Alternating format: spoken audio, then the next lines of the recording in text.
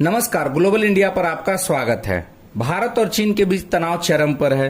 सरहद पर गुस्ताखी करने वाला चालबाज चीन इस फिराक में था कि कैसे भी भारत की जमीन पर कब्जा कर ले। उसने सीमा पर अपनी नीचता का प्रदर्शन भी किया, जिसमें हमारे 20 जवान शहीद हो गए और उसके भी जवानों की मृत्यु हुई। लेकिन उसे बिल्कुल भी अंदाजा नहीं था कि भारत की तरफ से उसे करारा जवाब मिलेगा। भारतीय सेना ने पूर्वी लद्दाख सीमा पर T-90 भीष्म टैंक की तैनाती कर दी है। वहीं चीन LAC के अपने हिस्से के भीतर इस क्षेत्र में स्थित प्रमुख ऊंचाइयों पर अपने हथियारों को तैनात कर रहा है। इसको मद्देनजर रखते हुए भारतीय सेना ने 155 mm होवित्जर के साथ इन्फेंट्री लड़ाकू वाहनों को भी लद्दाख में 1597 किलोमीटर लंबी LAC पर तैनात किया है। वहीं चीन के किसी भी खतरे से निपटने के लिए चुशूल सेक्टर में भी सेना ने 2 टैंकों की तैनाती की है। वहीं पीएम मोदी भारत चीन गलवान घाटी सीमा विवाद को लेकर देश को संबोधित किया और कहा कि ना कोई भारतीय सीमा में घुसा है और ना ही कोई भारतीय पोस्ट चीन के कब्जे में है। प्रधानमंत्री के इस बयान से ड्रैगन बौखला गया और गलवान घाटी में अपने तेवर सख्त कर लिए और एक लंबा बयान जारी कर सारा दोष भारत पर मढ़ने का प्रयास किया। सभी राजनीतिक दलों के सभी वरिष्ठ नेतागण आज के इस महत्वपूर्ण विषय पर आप सभी वरिष्ठ महानुभावों ने जो विचार रखे हैं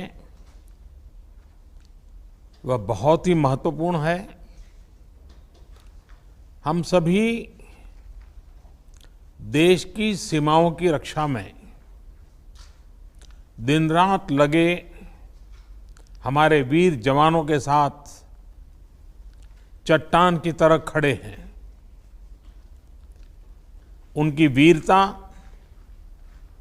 उनके कौशल, उनकी सूझबूझ पर देश अटूट विश्वास रखता है।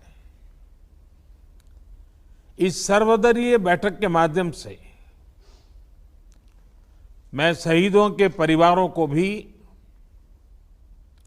ये विश्वास दिलाता हूं कि पूरा देश उनके साथ है, पूरा देश उन्हें नमन करता है। साथियों, पूर्वी लद्दाख में जो हुआ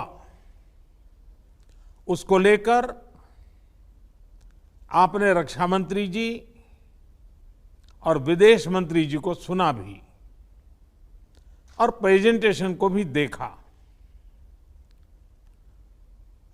न वहां कोई हमारी सीमा में घुस आया है, न ही कोई घुसा हुआ है, न ही हमारी कोई पोस्ट किसी दूसरे के कब्जे में है। लद्दाख में हमारे 20 जाबाज शहीद हुए, लेकिन जिन्होंने भारत माता की तरफ आंख उठाकर देखा था, उन्हें वो सबक सिखा कर गए हैं। उनका ये शौर्य, ये बलिदान हमेशा हर भारतीय के मन में अमिट रहेगा। साथियों, निश्चित तौर पर चीन द्वारा LAC पर जो किया गया है उससे पूरा देश आहत है, आक्रोशित है। ये भावना हमारी इस चर्चा के दौरान भी आप सबके माध्यम से बार बार प्रकट हुई है। मैं आपको भी आश्वस्त कर रहा हूं कि हमारी सेना देश की रक्षा के लिए कोई कसर नहीं छोड़ रही है।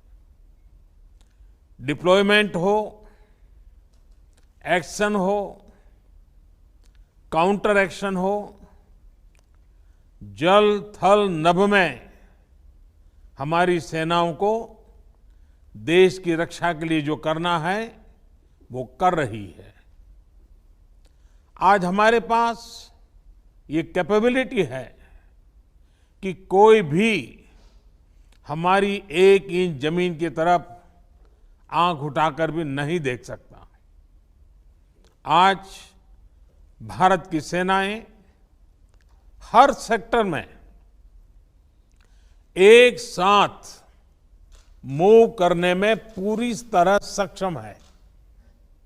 ऐसे में हमने जहां एक तरफ सेना को अपने स्तर पर उचित कदम उठाने की छूट दी है, वहीं दूसरी तरफ डिप्लोमेटिक माध्यमों से भी चीन को अपनी बात दो टूक स्पष्ट कर दी है।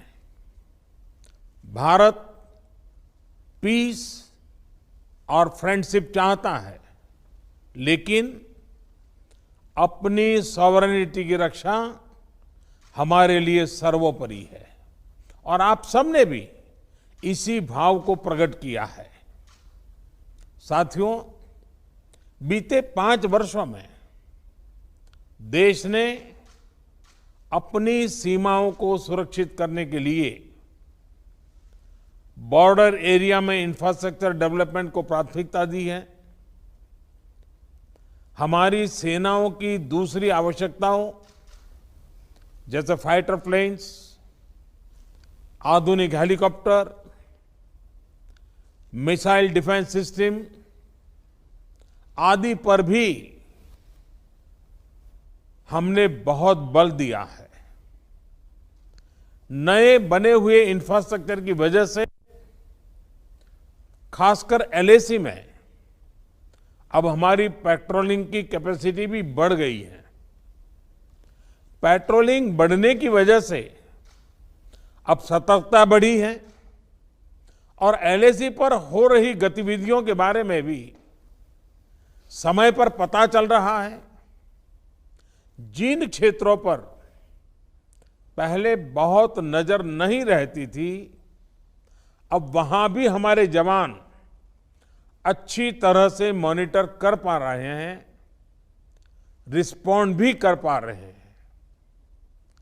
अब तक जिनको कोई पूछता नहीं था, कोई रोकता टोकता नहीं था, अब हमारे जवान डगर डगर पर उन्हें रोकते हैं, उन्हें टोकते हैं। बेहतर हो रहे इंफ्रास्ट्रक्चर से एक मदद ये भी मिली है कि हमारे जवान जो उस कठिन परिस्थिति में वहां तैनात रहते हैं, उन्हें साजो सामान पहुंचाने में आसानी हुई है। साथियों, राष्ट्रहित, देशवासियों का हित हमेशा हम सभी की सर्वोच्च प्राथमिकता रही है। चाहे ट्रेड हो, कनेक्टिविटी हो, काउंटर टेररिज्म हो, भारत ने कभी किसी बाहरी दबाव को स्वीकार नहीं किया है।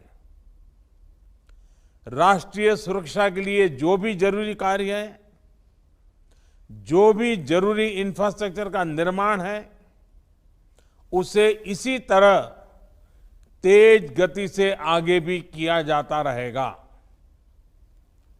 मैं आप सभी को, सभी राजनीतिक दलों को फिर से आश्वस्त करता हूं कि हमारी सेनाएं सीमाओं की रक्षा करने में पूरी तरह सक्षम है। हमने उन्हें यथोचित कार्रवाई के लिए पूरी छूट दी हुई है। आप सभी ने इस बैठक के लिए अपना समय दिया, अपने मूल्यवान सुझाव दिए।